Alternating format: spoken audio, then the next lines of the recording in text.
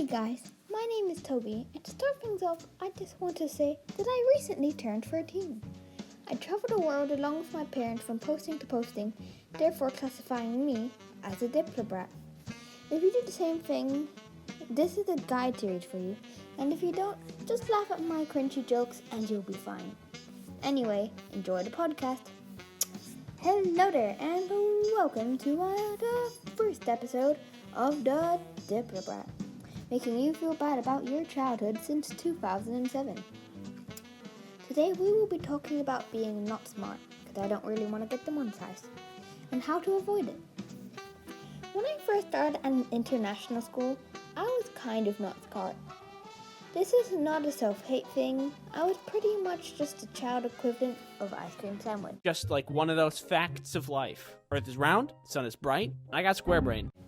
And anyway, I'm totally not an idiot anymore. Right, guys? But I remember doing some not smart things back then, and you probably did them too. When my grade 2 class was just starting to learn math, I remember it being hard.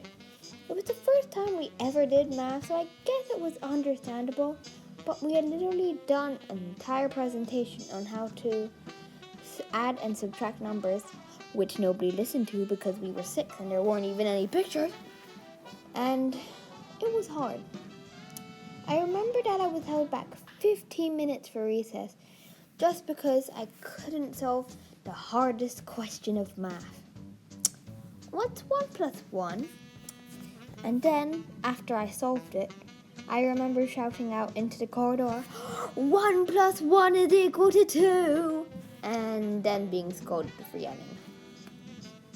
Whilst I doubt you're learning 1 plus 1 anymore, I'd say you probably have something similar going on, whether you're doing something hard as algebra, or something as simple as how much you need to pay for those snacks. You will come across a hard math question. One way to avoid this is, and I know you'll hate me for saying this, to study hard. Whilst it may be boring, it's a good way to make sure you get good grades and can make it into a good life.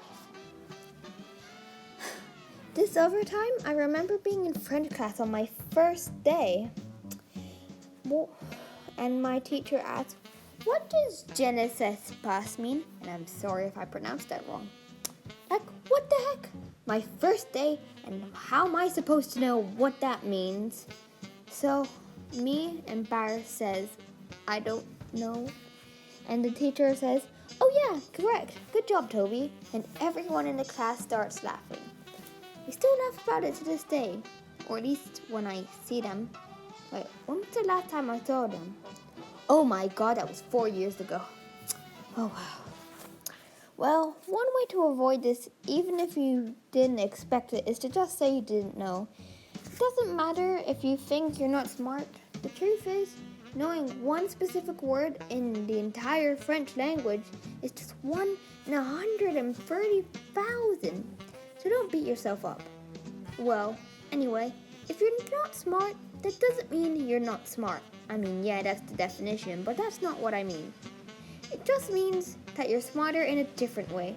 So as long as you're saying "you're" with an apostrophe, then you're smart.